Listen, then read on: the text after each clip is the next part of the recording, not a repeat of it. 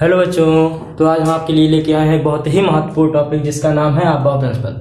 दरअसल अफबाउ कोई वैज्ञानिक का नाम नहीं है बल्कि एक जर्मन वर्ड होता है जिसका मतलब होता है कंस्ट्रक्शन। किसी भी वस्तु का जो कंस्ट्रक्शन होता है उसको जर्मन में बोलते हैं अफबाउ।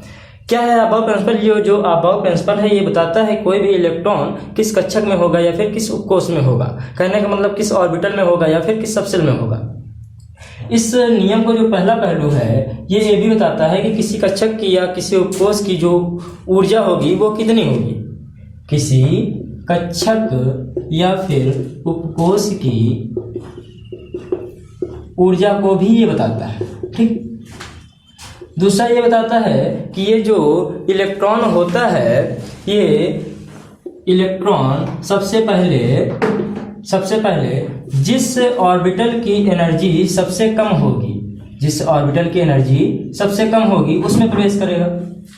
जिस ऑर्बिटल की एनर्जी सबसे कम सबसे पहले उसमें प्रवेश करेगा।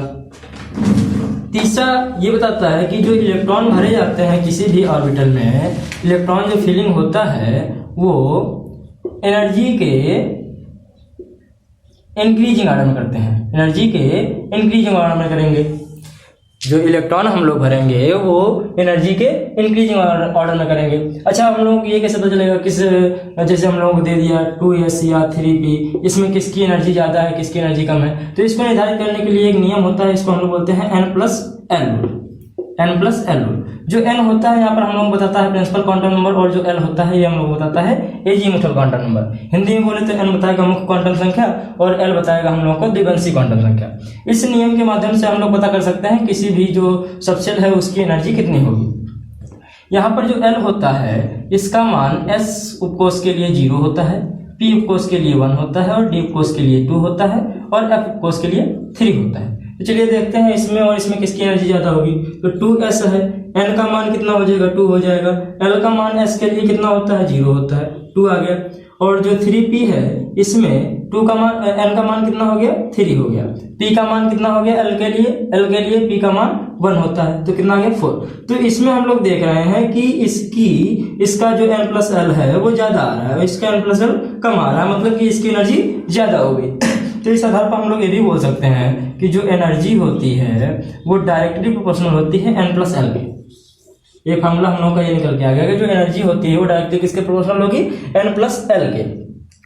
अगर एग्जाम में क्वेश्चन आ जाता है कि निम्नलिखित जो कोर्स दिए हुए हैं इनको इंक्रीजिंग ऑर्डर में अरेंज करिए।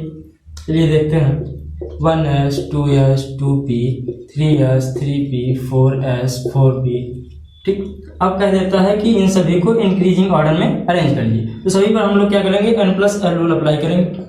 n plus L rule apply करते हैं। यहाँ पर n का मान 1, l का मान क्या हो जाएगा, चलिए एक बार इधर लिख देते हैं। l का मान s के लिए 0, p के लिए 1, d के लिए 2 और f के लिए 3। s का मान 0 मतलब आया 1। ठीक। यहाँ पर n इक्वल टू 2 और s कितना हो जाएगा 0, कितना हो गया 2। यहाँ पर n इक्वल टू p कितना है 1, l का मान कितना हो जाएगा 1, तो यहाँ हो जाएगा 3। यहाँ पर n का मान 3, l का मान कितना हो जाएगा 0 3। यहाँ पर n का मान 3, l का मान 1 3। ठीक। l का मान 1, हाँ कितना हो गया 4 हो गया। यहाँ पर n का मान 4 और l का मान 0, यहाँ पर 4 हो गया। और यहाँ पर n का मान 4 और l का मान 1। ठीक। सॉरी यहाँ पर हाँ 4s 3p 3d कर लेते हैं, सॉरी 3d 4s 4p। ठीक। अब इतना कर लेते हैं। अब यहाँ पर देखते हैं n का मान 3, l का मान कितना हो जाएगा 2 हो जाएगा, यहाँ 5 हो गया। यहाँ n का मान 4, l का मान 0 4 हो गया। यहाँ n का मान 4, l का मान 1 5 हो गया। अब देखते हैं यहाँ पर कितना 1s की एनर्जी सबसे कम, पहले इसको रख लेंगे, फिर 2s की एनर्जी, फिर 2p और 3s।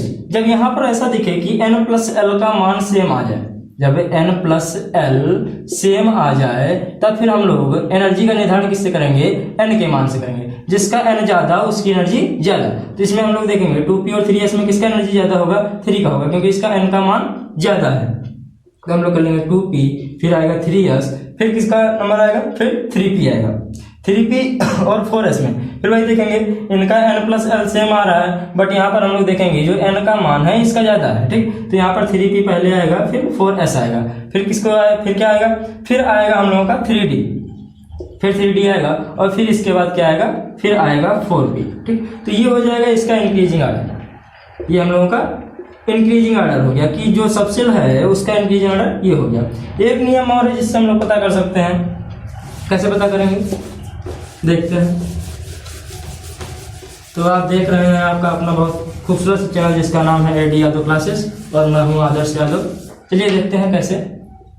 1s 2s 2p, पहले कोष में एक उपकोष, दूसरे कोष में 2 उपकोष, तीसरे कोष में 3 उपकोष, चौथे कोष में 4 उपकोष,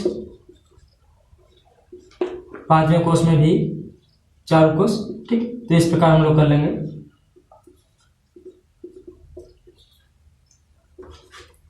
चलिए देखिए ऐसे कर लेंगे, ठीक। फिर 2s आएगा, फिर 2p, फिर 3s, फिर 3p 4s, फिर 3d, फिर 4p, फिर 5s, ठीक। इस प्रकार हम लोग कर लेंगे। तो यहाँ पर भी वही आर्डर निकलेगा, 1s 2s 2p 3s 3p 4s 3p, हाँ 3p के बाद 3d आएगा, 3p के बाद 4s आएगा, और फिर 3d आएगा, ठीक।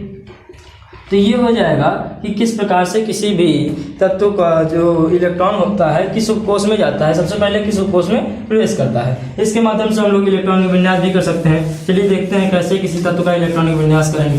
जैसे हम लोगों को दे दिया कि सोडियम का इलेक्ट्रॉनिक विन्यास कीजिए, सोडियम का इलेक्ट्रॉनिक विन्यास कीजिए। सोडियम का परमाणु क्रमांक 11। किसी भी तत्व का जितना परमाणु क्रमांक होता है उसमें उतने ही इलेक्ट्रॉन होते हैं और उसमें उतने ही प्रोटॉन होते हैं। हाँ, ये ध्यान रखिए कि वो आयन ना हो। आयन फॉर्म में हो जाएगा तो उसमें इलेक्ट्रॉन की संख्या घट भी सकती है, बढ़ भी सकती है। एनायन कैटायन हो जाएगा तो उस हिसाब से घटेगी बढ़ेगी, ठीक।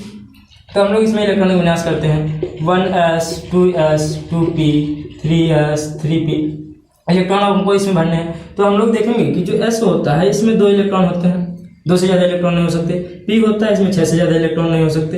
d में 10 और f में 14 से ज़्यादा इलेक्ट्रॉन नहीं हो सकते हैं। तो भरते हैं, 2 इसमें भर दिए, 2 इसमें भर दिए, कितने हो गए 4, 6 इसमें आ गए, 6 से ज़्यादा नहीं भर सकते, 10 हो गए। अब हमारे पास 1 इलेक्ट्रॉन भरा तो एक इलेक्ट्रॉन बचा, इसको हमने इसमें भर दिया। तो ये हो गया इसका इलेक्ट्रॉनिक विन्यास 1s2 2s2 2p6 3s1, ठीक। अगर इसी प्रकार कोई दूसरा इलेक्ट्रॉनिक विन्यास करने को आ जाए, जैसे मैं कह दूं कि नाइट्रोजन आ गया, नाइट्रोजन का इलेक्ट्रॉनिक विन्यास करना है। अब नाइट्रोजन परमाणु क्रमांक कितना होता है 7 होता है, ठीक। नाइट्रोजन का हमने इलेक्ट्रॉनिक विन्यास करना है, क्या करेंगे 1s2 2s2 2p3, ठीक, 7 इलेक्ट्रॉन हो। तो इस प्रकार हम लोग करेंगे इलेक्ट्रॉनिक विन्यास। तो इसमें इलेक्ट्रॉनिक विन्यास करते समय सबसे पहले ये देखा जाता है कि कहीं ऊर्जा का आर्डर तो कहीं गलत नहीं हो रहा है। ऊर्जा का आर्डर कैसा होना चाहिए, कम से ज़्यादा की ओर होना चाहिए, इंक्रीजिंग आर्डर में होना चाहिए, ठीक। तो आज के लिए बस इतना ही, मिलते हैं अगले वीडियो में, तब तक के लिए धन्यवाद।